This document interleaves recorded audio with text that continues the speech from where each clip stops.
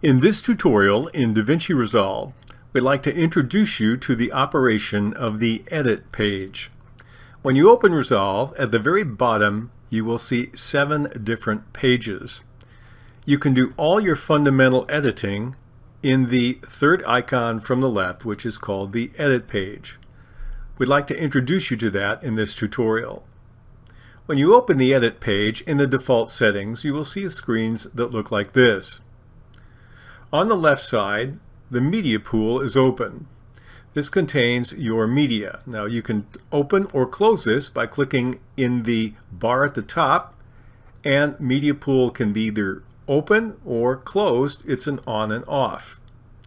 You also have an effects library that is on or off, and an edit index that is on or off.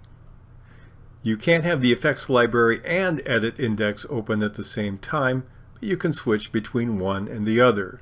Same is true of the sound library, and I don't have any here at this moment. We'll go back to Media Pool. Then if I go all the way to the right, I discover that I have a few other options. I have a mixer from the drop-down menu at the top. When I turn that on, I will see a mixer available to me on the right side. I have another one called Metadata on the right side, and another one you'll use frequently called the Inspector, which basically gives you all the attributes or parameters that you can change on whatever element you happen to have highlighted at the time.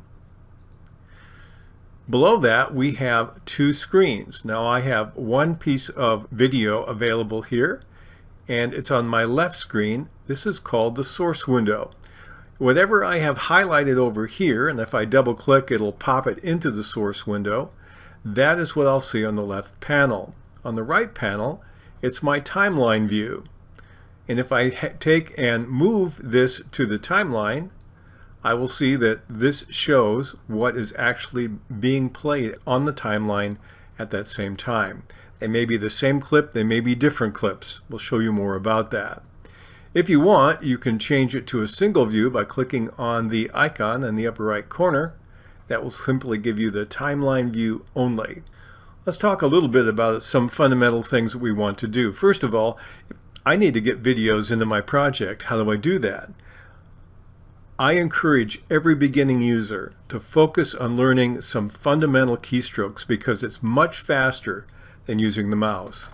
Professional editors use the keyboard whenever possible because it saves precious time. One command to learn is Control-I. Control-I, when you click it, it will open up your file system, allow you to navigate wherever you want to go, and insert new media into your media pool. This can be an audio, it can be a graphic image, or it can be what we've just brought in now. It can be another video clip. Control-I is a very powerful, very simple way to bring in media from your system. I encourage you to learn this command so it just becomes second nature. It is such a good one. So once you have the video available, and maybe you're looking at it in your source monitor, you want to put it on the timeline. Now the temptation is always to simply drag and drop, and we certainly could do that. We could take this, drag it, and drop it down, and that would work just fine. The universal undo in Windows is Control-Z. I'm going to do that right now because I'd like to show you another command that is worth its weight in gold. If you want to save lots of time editing, to bring things in and stick them at the end of your timeline, hold down the Shift key and press the F12 function key.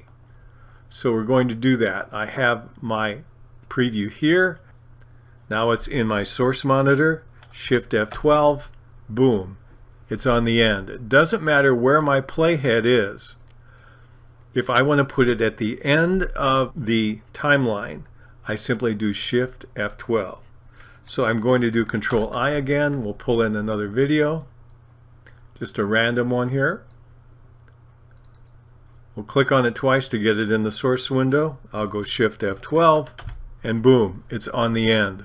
So these are excellent ways to fast edit and begin to build your project without wasting precious time.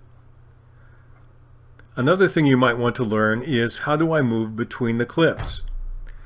If you want to move between one clip and another, you can use the arrow keys on your keyboard. The up arrow will move to the beginning of the previous clip, and the down arrow will move to the end of the next clip. So up and down will jump between. Very useful command. Up arrow, down arrow. If you want to go to the very beginning, press the home key. If you want to go to the very end of your timeline, press the end key. Home, end. Very good. I'd like to show you another thing that you can do. Sometimes we find that the timeline gets very lengthy and it becomes difficult to figure out where I'm at and how many elements I have on my timeline.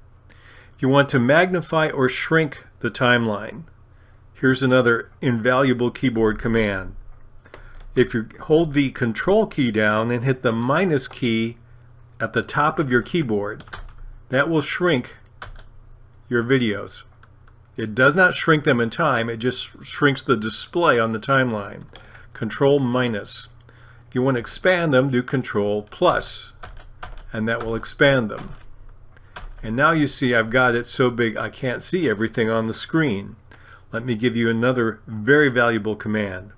If you hold the Shift key down and press the Z key for zoom, that will now put everything on the timeline to the width of the visible screen. Let's turn off our media pool. If I do Shift Z again, that's an on-off. Now it's the maximum width of this screen right now.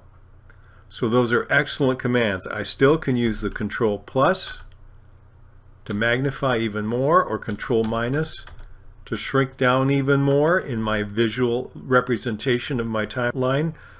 But then I can go back to Shift Z and it will fill whatever kind of width I have available on my screen with all of my clips. These are very important commands that will help you move your information into your screen, drop it on the timeline, and then move between the clips. So if you're a beginning editor in DaVinci Resolve, I encourage you to try these. One other thing I'd like to mention before we end this introductory lesson would be if you ever want the workspace to return to the default, click on the Workspace menu at the very top and go to Reset UI Layout. And it will go back to the default settings and you can modify that. You can also, from that same menu, create your own layout and give it your own unique name as a preset. But hopefully this will help you quickly see some of the main things you need to do to get media into the edit page, put elements on the edit page, and move around a bit. I encourage you to take some of these keystrokes, write them down, experiment until they become second nature. It will immensely improve the speed of your editing in DaVinci Resolve.